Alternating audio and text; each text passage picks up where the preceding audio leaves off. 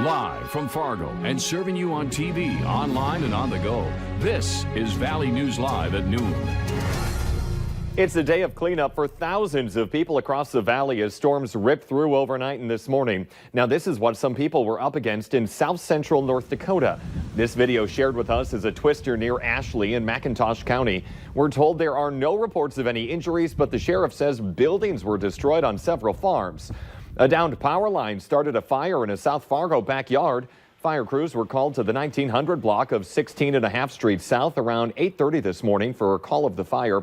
The homeowners took quick action when they noticed the fire and they put it out before it spread. Firefighters made sure the area was safe and the power company turned off electricity. Debris was scattered all over the streets in North Fargo after those winds whipped through. The Valley News Team's Marley Crawford found this damage around 2 this morning in the area north of downtown. And the winds were no match for an old tree in North Moorhead. This is from in front of the Clay County Courthouse in North Moorhead. And you can see how powerful those winds were to take down this large tree, which was planted when the courthouse was built.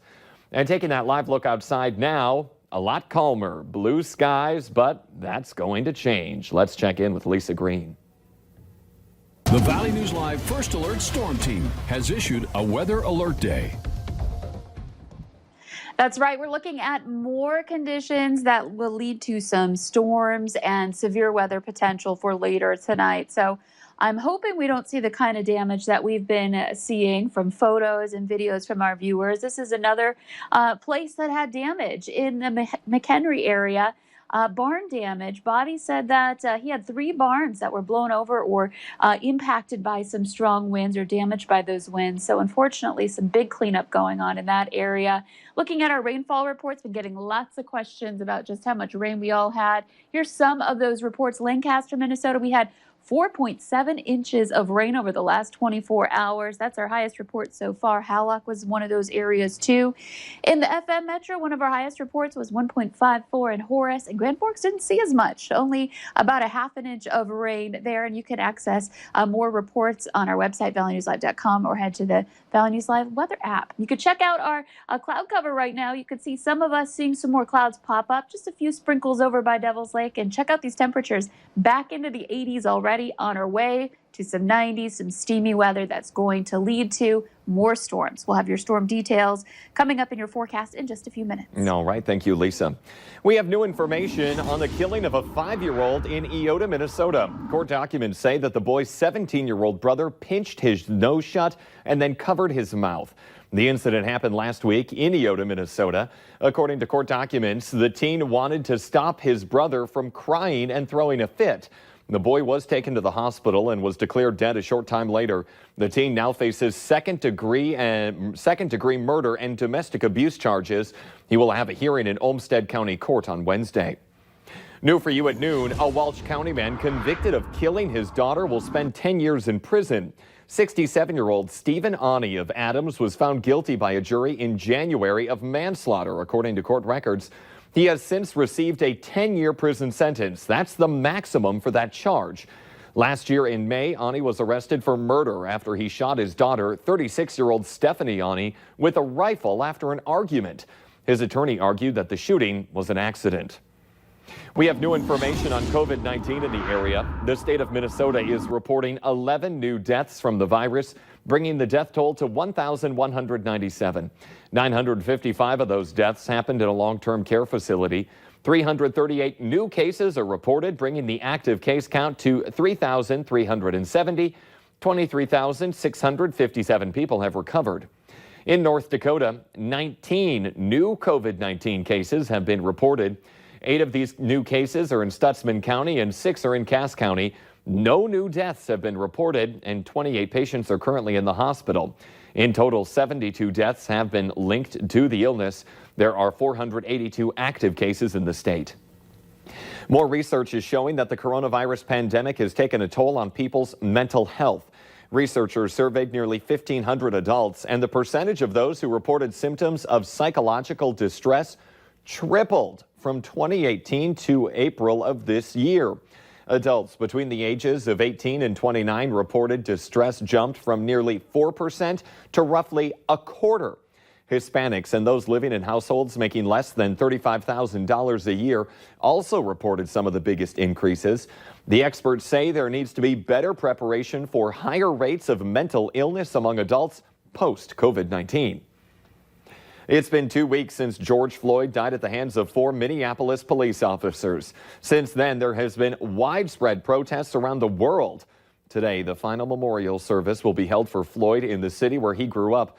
That's Houston, Texas, before a funeral tomorrow. Natalie Brand has the latest from Washington, D.C. These girls help put American flags along the route where George Floyd's body will be carried to today's memorial service. It represents all of America. Inside Houston's Fountain of Praise Church, final preparations are underway. Over the weekend, demonstrators flooded the streets around the country, demanding police accountability and an end to racial injustice. We really need to work together, start conversations on how to break down systems of oppression. Here in Washington, D.C., the mayor renamed this area about a block from the White House Black Lives Matter Plaza. On Sunday, a civil rights icon came to view it. Congressman John Lewis, who led the Bloody Sunday March in Alabama in 1965, called the protest moving. People in D.C. and around the nation are sending a mighty, powerful, and strong message. Some protesters added the words defund the police to the street as lawmakers begin discussions about reform. I don't believe that you should disband police departments, but I do think that in cities, in states, we need to look at how we are spending the resources. In Minneapolis, a majority of the city council vowed to dismantle the department, saying they'll create a new model. To end policing as we know it. Former police officer Derek Chauvin is expected to make his first court appearance today on second-degree murder charges. Natalie Brand, CBS News, Washington. Former Vice President Joe Biden will meet with Floyd's family in private today. In our consumer alert this afternoon, restaurant bookings have bounced by 20% in May as multiple states have allowed restaurants to resume indoor dining. That's according to data from online reservation service OpenTable Network. But that good news needs to be taken in context. Reservations are still down 80% compared to this time last year. In the month of April, bookings were down about 100% as most restaurants in the U.S. were restricted to takeout, curbside delivery, or pickup only. 2020 Census field operations continue this week. The Census Bureau will begin a phased restart to some 2020 Census field operations in additional area offices across the nation. Field operations were suspended because of the coronavirus pandemic. With these additions, field activities have restarted in all but one area census office statewide.